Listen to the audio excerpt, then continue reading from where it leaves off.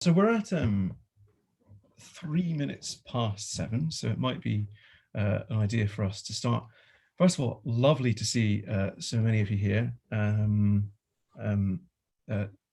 Not mentioning any names, Ali, you've just missed an introduction to young Walter, but I'll pull him in later.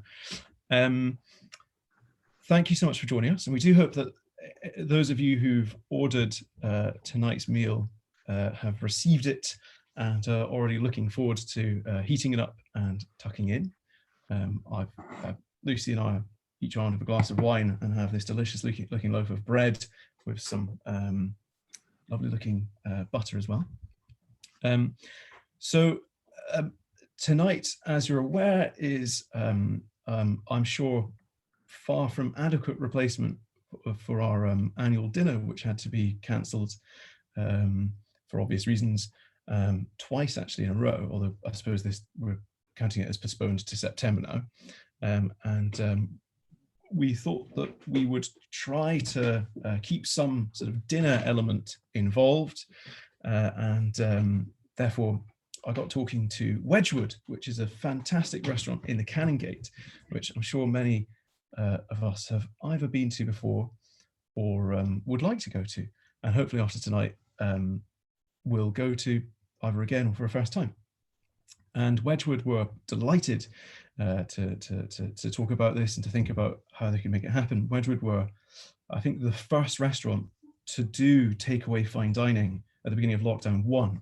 And so they were really an obvious choice, that and being located in the Canongate. So tonight, this is only going to be a very short meeting. I know I've said a lot already. So a very short meeting, so we can all get away to our meals. But we're going to start off with a very brief Q&A that Lee and I recorded with head chef Paul Wedgwood on Monday.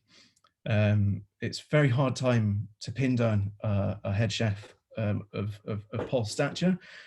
He's run a number of restaurants and even hotels in his past. But for the past 14 years, Paul and Lisa Wedgwood have owned and managed Wedgwood in the Canongate, which is a fantastic restaurant that I very much recommend. Indeed, Lucy used to work there, which was our personal connection to it. Lucy is here. Yes, so we've recorded this short Q&A. I thought afterwards we'd possibly have just a sort of informal chat about what we've ordered, what we might think about what's turned up and what we're looking forward to, and then we'll move on to Iain's toast. So Lee, over to you for a screen share.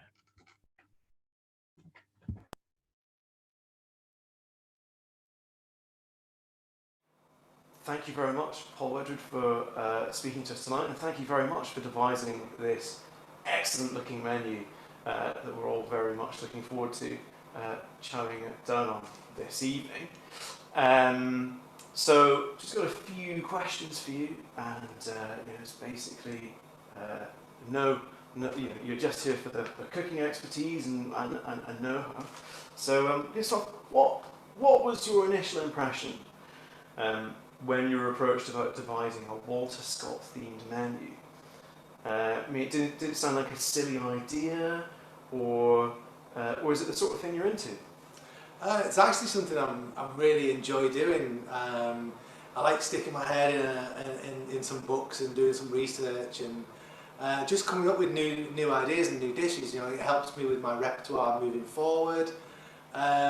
So yeah, it's just something really exciting and something different to get involved in. Okay, right.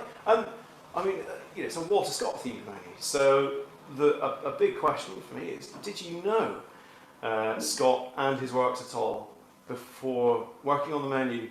And even if so or if not, what was your impression of Walter Scott at the time?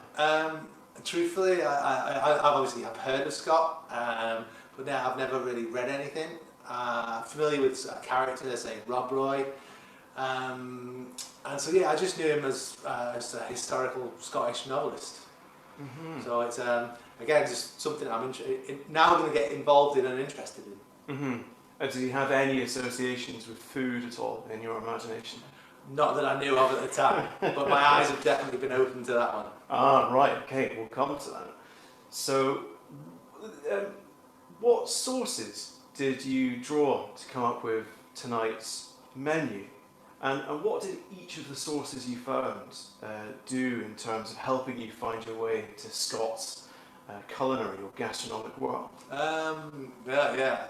I turned to the internet to begin with, and it was actually a very, very useful resource. It took a while to find the right pages that I was looking for, but there's actually someone who's detailed all of the Scott's works and then the culinary things that he's written about. So that kind of really helped me. So I could it could pinpoint the part of the novels and the actual dishes that he was talking about.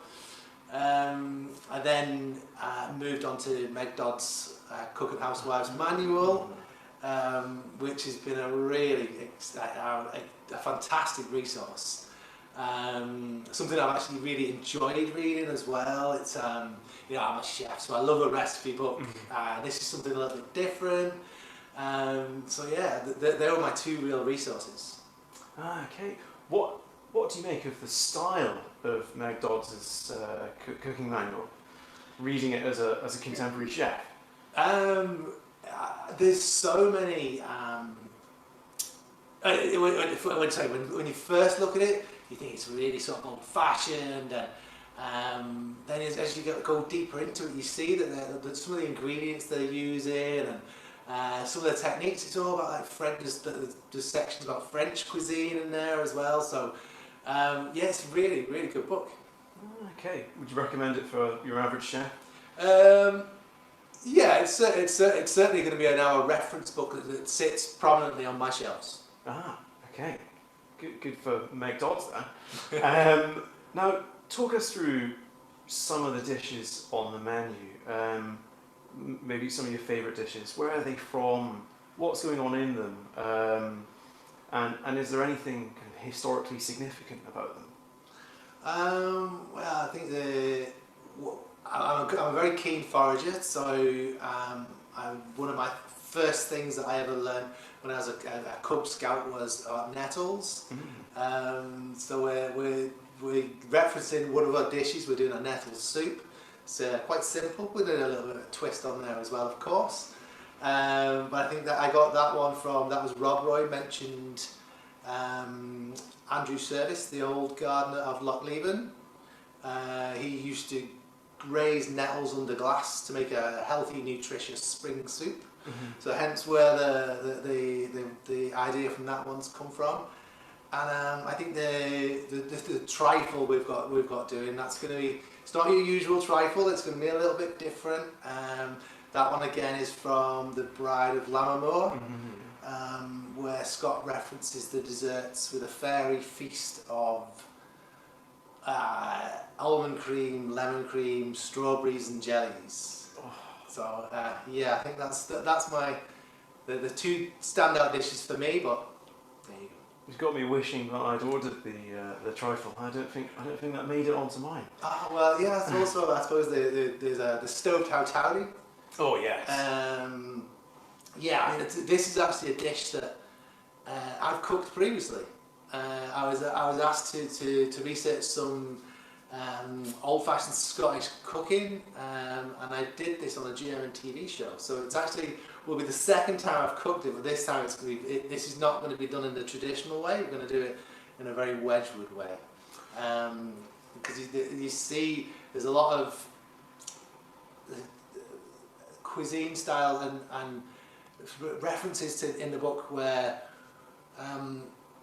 We're now talking about slow cooking and sous vide and using like all parts of the animal. You know, it's like nose to tail eating. They're really on point things that chefs are doing right now. So it's kind of like turning back the clock as well. Ah, right, okay, yeah. So Fergus Henderson, eat your heart out. Yeah, Very doing that a few hundred years ago. What meals or dishes did you come across in your research that you're kind of kicking yourself that you had to leave out for any reason? There's so many. you know, I love a good Scotch egg, you know, because there's so many cool things you can do with that. But I think there's just so many references in there to different things, and like the type of stews and all the different soups and stuff. There's too many to mention, but there's so much that I will take forward and using my menus moving forward. Okay, right, that's something I was going to come on to in a wee bit. So I'll ask it now. I mean, are any of these dishes that we see on tonight's menu, do you think they're going to be remaining on the repertoire as is, or aspects of them, or techniques that you're going to take? Yeah, the leek porridge that I have done with the Dunlop bread and butter pudding. I think that's gonna be launched on the new menu when we reopen. So yeah. Oof, I mean, coming right through that door, that sounds delicious. So you've mentioned just then, you know, a lot of the techniques you use in the kitchen, like sous vide and all the nose to tail cooking. It's there in what they're doing in the late 18th, early 19th century. So, but looking at it as a whole, how different or similar is the style of cookery that you found in Meg Dodd's and found in the references to Scott's works? How different or similar is that to what you would do now? I think it depends on how you actually read the book. It could be as far flung and removed as you wanted it, as it could be, unless you read it with an open mind, and then you can bring it up to date, and then it's a very much modern way of cooking. Right. Okay. So you'd so it might sound a bit old-fashioned as you read it, but yeah, you just substitute sous vide, and you've got yourself a 21st century kitted kitchen.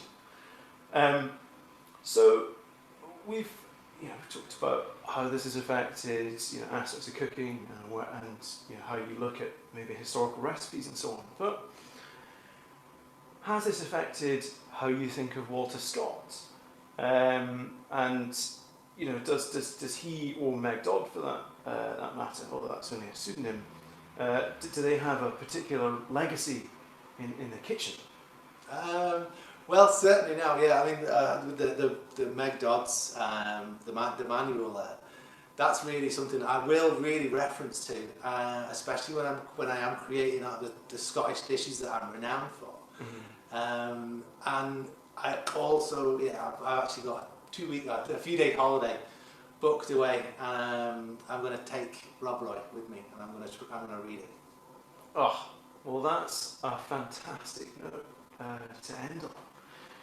Got through cooking right back to reading Scott. So thank you very much for your time, Paul, and it's been an absolute pleasure to meet you and a pleasure to talk to you. And we're looking forward to this menu. Thank you very much. Cheers.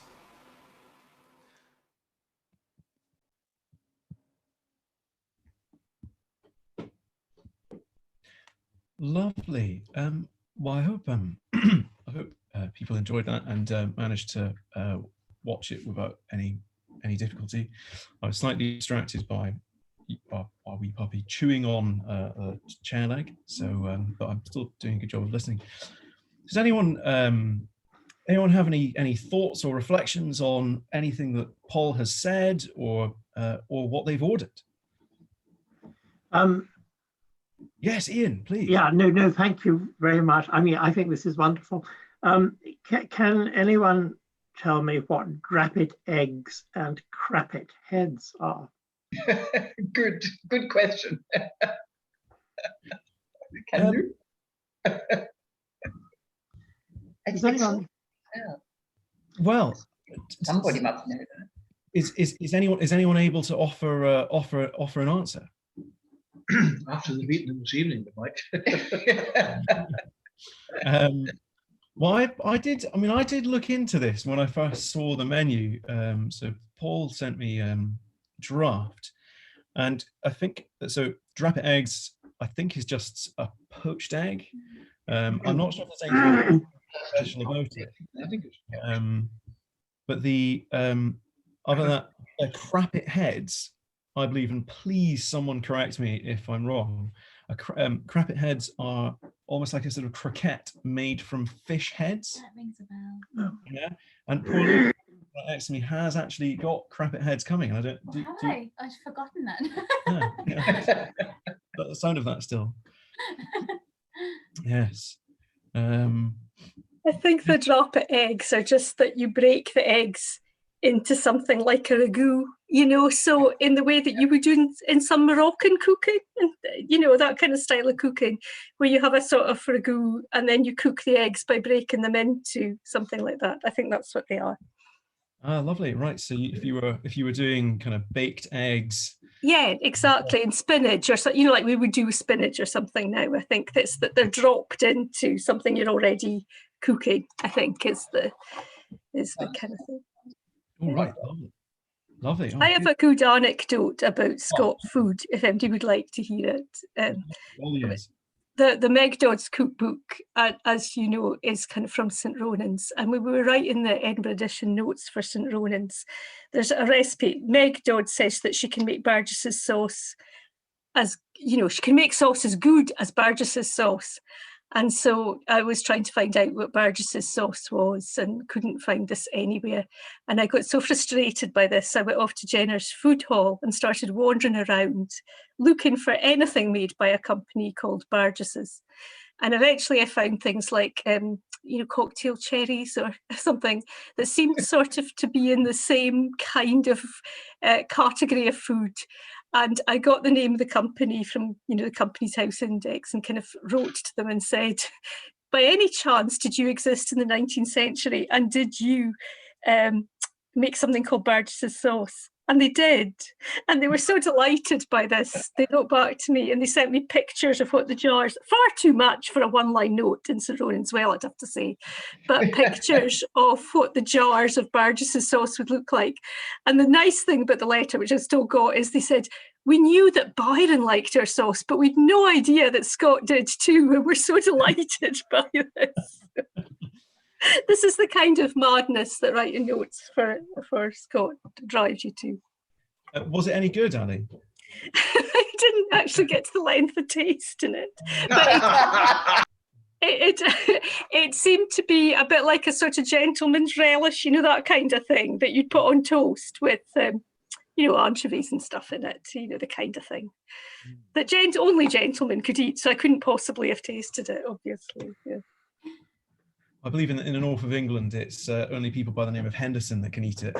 That's a big war that's going on at the moment, isn't it?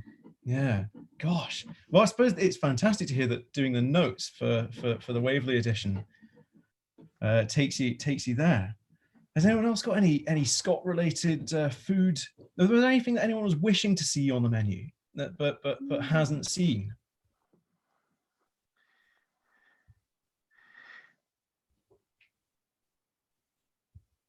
I think it would have been interesting to see Sheep's Head, living just down from the pub called the Sheep's Head, but I don't suppose they do sheep's heads nowadays.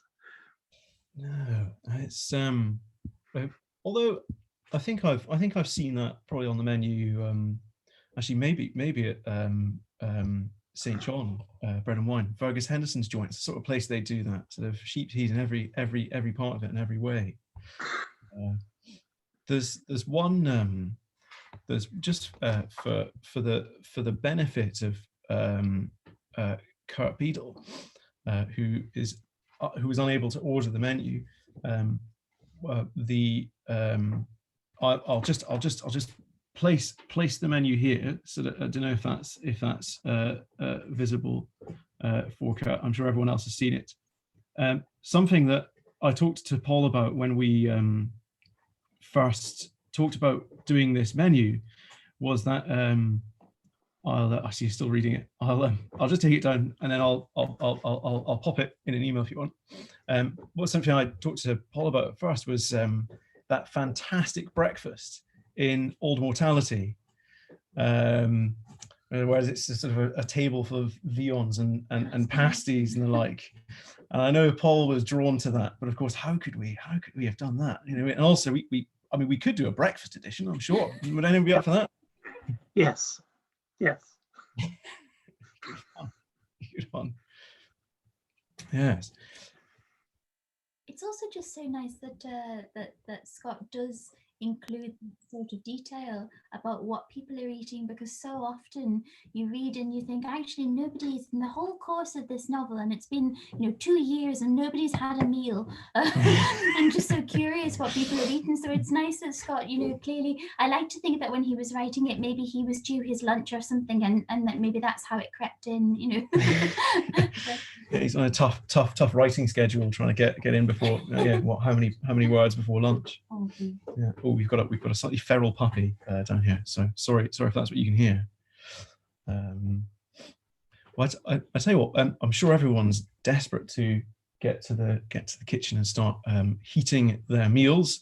For those who are having the whiskey kippered salmon, I see from Lucy's, from the sheet that came with Lucy's starter, that there's no heating up time required. So I'm sort of wishing I'd ordered that. No, I'm looking forward to my lamb's tongue. But without further ado, I'll pass you on to our chairman, Iain Torrance, who's going to do a brief toast. After which we'll say tatty bye. So over to you, Iain. Thank you very much. And thank you all so much for coming and venturing in this experiment. So really, I want to thank Michael for this very different, very creative idea. And obviously Paul and Lisa Wedgwood for rising to the challenge and for doing it so generously. And we're very grateful for Paul's account of the menu and for Michael for interviewing him. I'm very grateful for Paul for the way he actually delivered our meal to the Edinburgh members. And as always, all of us in the club are very grateful to Lee for all he does, and I'm very much enjoying the Waterscott tweets, which come every day, often very interesting, unusual ones. Now, an online occasion like this is different from a convivial meeting across the dinner table, and Zoom, in my view, is the new torture of today, and I'll be brief. All of us know that Sir Walter Scott was born on the 15th of August, 1771, in a third-floor apartment on College Wynd in Edinburgh. And this is the 250th anniversary of his birth. We know, of course, that he was the greatest Scotsman of his day, the J.K. Rowling of the 19th century, the toast of Europe, and of the former colonies in the West. Now, Ian Duncan tells us that Waverley has a strong claim to be the most influential work in the modern history of the novel. I'm not myself a professional Waterscott scholar, but inspired by David Hewitt in my years in Aberdeen and now Peter Garside, I've read all the novels, many of them more than twice, and I continue to do so because during lockdown, to whom do you turn if not to Sir Walter Scott? I reread Waverley and Old Mortality, trying to grasp the depth and the extent of the sectarianism which is so graphically portrayed.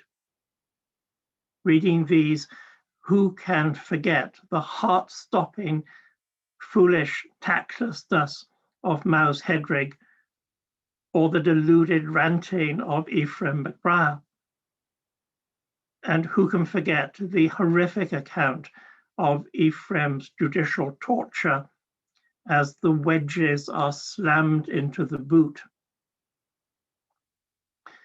Now, in contrast to such undaunted spirits, one is struck by the insipid characters of the moderately Presbyterian Henry Morton and the passionless Edward Waverley, who is so scorned by Flora MacIver. And there are critics who have marked these portrayals as weaknesses in Scots. As a kind of theologian, and trying as I was to understand sectarianism, I reread the novels through the lens of St. Augustine, who died in the 5th century. Augustine did something which is easily forgotten, but critically important today. Augustine invented the notion of the secular. The ancient world understood very well the distinction between the sacred and the profane. The sacred was the realm which belonged to the deity. The profane, the profanum, was the area outside of the sanctuary. And so you have a polarization. Augustine's invention of the religious secular was, as Robert Marcus put it, the shared overlap between insider and outsider groups. Shared overlap. So this was the reverse of sectarianism, which is essentially centrifugal. Now, Augustine called this Christian mediocrity. Without mediocrity, shared overlap, Augustine feared that Western Christianity would lapse toward an inward-looking, woke self-satisfaction, dismissing all others as the unspeakable, unwoke, who lived in outer darkness. His view was that without creative overlap, without engagement with the other, we wither and we die. Now, it seemed to me that Augustine's model captures well, or anticipates well, Sir Walter Scott's subtle account of polarization and inner social hatred. Edward Waverley and Henry Morton, far from being insipid, they exemplify the virtue of mediocrity, something to which we all may need to aspire if we are to survive the coming months. You may not know it, but in January this year, the Royal Mint produced a new £2 coin to celebrate Sir Walter Scott, and I'm holding that to the screen. I hope it's visible, perhaps not, but here one is. And it shows a small portrait of Walter Scott. It says, Sir Walter Scott, novelist, historian, and poet. And then around the rim, and I think this is unusual in British coins, around the rim, the outside, it says, the will to do, the soul to dare. And I think that's a very good toast for today. So please lift a glass to Sir Walter Scott, the will to do and the soul to dare.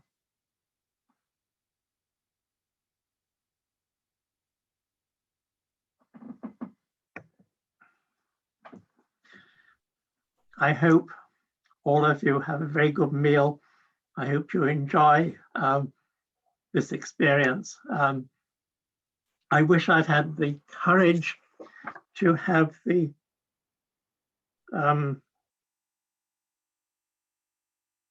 tongue, which I didn't. But I look forward to it very much. I hope that you do. And I think we take our leave of each other. Yes, thank you ever so much, Iain, for your toast. I've got the tongue to look forward to. I hope someone else does too. And again, once again, thank you ever so much, all of you, for coming along. And yes, we'll look forward to seeing you again soon.